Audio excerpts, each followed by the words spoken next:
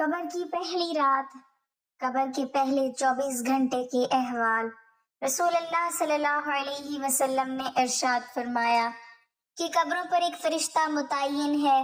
جب میت کو دفن کر دیا جاتا ہے تو اور لوگ واپس جانے کے لیے مڑتے ہیں تو وہ قبر سے ایک مٹھی بھر مٹی لے کر لوگوں پر پھینک دیتا ہے اور کہتا ہے بسم اللہ الرحمن الرحیم۔ قبر کی پہلی رات میں کیا ہوتا ہے؟ حضرت علی رضی اللہ تعالیٰ عنہ نے فرمایا کہ میں نے رسول اللہ صلی اللہ علیہ وسلم کو یہ فرماتے ہوئے سنا کہ انسان کی مشکل ترین رات قبر کی پہلی رات ہوتی ہے، کیونکہ جب اس کے دوست احباب، رشتہ دار اور اولاد اس کو دفنانے والے اس کو دفنا کر چلے جاتے ہیں تو وہ انسان روتا رہتا ہے۔ ہر ایک دوست کے پاس آتا ہے، اسے روکنے کی کوشش کرتا ہے کہ مجھے چھوڑ کر نہ جاؤ، لیکن افسوس کہ اس کی آواز کوئی نہیں سن پاتا۔ تو اب وہاں پر قبرستان میں ہر کوئی اکیلا رہ جاتا ہے۔ تب ہمارا سامنا ان فرشتوں سے ہوتا ہے جو ہمارے اعمال ہوتے ہیں۔ اب وہ کس شکل میں ہمارے سامنے ہوں گے، اچھے یا برے، اس بارے میں کوئی کچھ نہیں کہہ سکتا۔ تب وہ ہم سے اس دنیا میں گزری ہوئی زندگی کے متعلق سوال کریں گے، جن سوالوں کے جواب ہماری زندگی میں موجود ہیں جب تک ہم سانس لے رہے ہیں۔ ایک حدیث ہے جس کا مفہوم کچھ اس طرح سے ہے کہ رسول اللہ صلی اللہ علیہ وسلم نے ارشاد فرمایا کہ تم قبرستان جایا کرو، کیونکہ قبرستان موت کو یاد دلاتے ہیں۔ ایسے حاصل ہوتی ہے میں نے اپنے رب سے اپنی والدہ کی قبر پر جانے کی اجازت مانگی تھی، مجھے اس کی اجازت مل گئی، لہٰذا تم بھی قبرستان جایا کرو۔ اس سے دنیا سے بے رغبتی پیدا ہوتی ہے اور آخرت یاد آتی ہے۔ حضرت سیدنا سعید بن مسیب رضی اللہ تعالی عنہ فرماتے ہیں کہ ایک مرتبہ ہم حضرت علی المرتضیٰ کرم اللہ وجہ الکریم کے ہمراہ مدینہ منورہ کے قبرستان گئے۔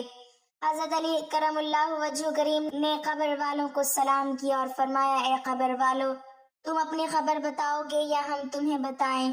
سیدنا سعید بن مسیب رضی اللہ تعالی عنہ فرماتے ہیں کہ ہم نے قبر سے وعلیکم السلام ورحمۃ اللہ وبرکاتہ کی آواز سنی۔ کوئی کہنے والا کہہ رہا تھا اے امیر المومنین، آپ ہی خبر دیجئے کہ ہمارے مرنے کے بعد دنیا میں کیا ہوا۔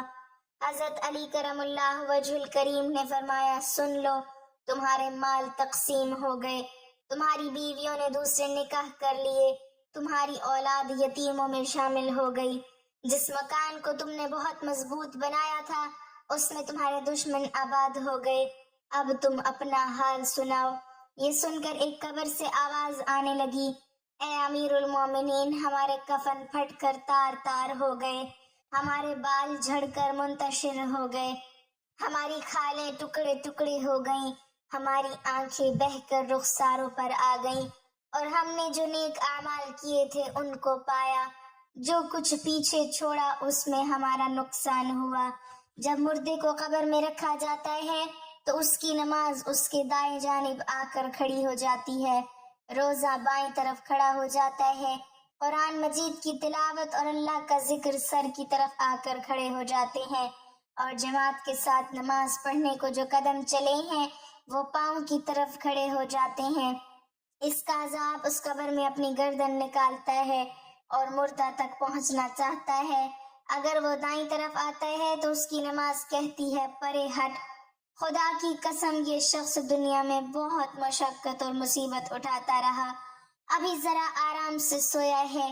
پھر عذاب بائیں طرف سے آنا چاہتا ہے تو روزہ اس طرح اس کو ہٹاتا ہے، پھر وہ سر کی طرف سے آتا ہے تو تلاوت قرآن مجید، ذکر الہی اس کو روک دیتے ہیں، تیرا راستہ نہیں، غرض یہ کہ وہ جس طرف سے بھی آنا چاہتا ہے اس کو راستہ نہیں ملتا۔ یہ اس واسطے کہ اللہ تعالیٰ کے اس دوست کو عبادتوں نے اپنی زندگی میں دنیا کے اندر رہ کر کی تھی، لہٰذا وہ عذاب عاجز اور کمزور ہو کر واپس چلا جاتا ہے، اور اس کے بعد صبر جو ایک کونے میں کھڑا ہوتا ہے وہ ان عبادتوں سے کہتا ہے کہ میں تو اس انتظار میں تھا کہ اگر کسی طرف کی عبادت میں کچھ کمزوری ہو تو میں اس کی طرف ہمدردی کروں گا، مگر الحمدللہ تم نے ہی مل کر اس کو دفع کر دیا، لہٰذا اب میں اعمال تولنے کے ترازو میں اس کے کام آؤں گا۔ قبر میں دو فرشتے جن کو منکر نکیر کہا جاتا ہے، آتے ہیں جن کی آنکھیں بجلی کی طرح چمکتی ہیں اور آواز بادل کی گرج کی طرح ہوتی ہے۔ ان کے دانت گائے کے سینگوں کی طرح باہر کو نکلے ہوتے ہیں۔ ان کے منہ سے آگ کی لپیٹیں نکلتی ہیں۔ بال اتنے بڑے کہ پاؤں تک لٹکے ہوتے ہیں۔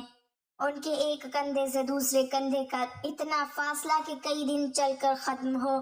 مہربانی اور نرمی ان کے پاس سے بھی نہیں گزرتی، لیکن سختی کا معاملہ مومنوں کے ساتھ نہیں کرتے، بلکہ پھر بھی ایسی ڈراؤنی شکل و صورت کی ہیبت ہی کیا کم ہے۔ ان دونوں کے ہاتھ ایک بہت بڑا لوہے کا ہتھوڑا ہوتا ہے کہ جس کو اگر تمام دنیا کے جن اور انسان مل کر اٹھانا چاہیں، اٹھانا تو درکنار اس کو ہلا بھی نہیں سکتے۔ وہ آ کر مردے سے کہتے ہیں بیٹھ جا، مردہ ایک دم اٹھ کر بیٹھ جاتا ہے اور کفن اس کے سر سے نیچے سرک جاتا ہے۔ وہ سوال کرتے ہیں تیرا رب کون ہے؟ تیرا دین کیا ہے؟ تیرا نبی کون ہے؟ اگر مردہ نیک ہوتا ہے تو کہتا ہے میرا رب اللہ ہے جو وحدہ لا شریک ہے، میرا دین اسلام ہے، میرے نبی حضرت محمد صلی اللہ علیہ وسلم ہے۔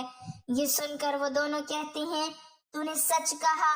تو اس کی قبر کی دیواروں کو سب طرف سے ہٹا دیا جاتا ہے، جس سے وہ چاروں طرف سے بہت وسیع ہو جاتی ہے۔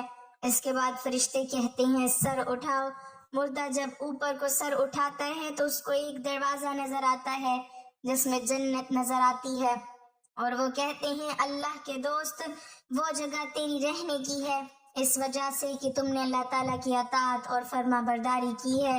حدیث پاک میں آتا ہے جس کا مفہوم کچھ اس طرح سے ہے کہ رسول اللہ صلی اللہ علیہ وسلم نے ارشاد فرمایا کہ قسم ہے اس ذات پاک کی جس کے قبضے میں میری جان ہے کہ مردے کو اس وقت ایسی خوشی ہوتی ہے جو کبھی ختم نہیں ہوگی۔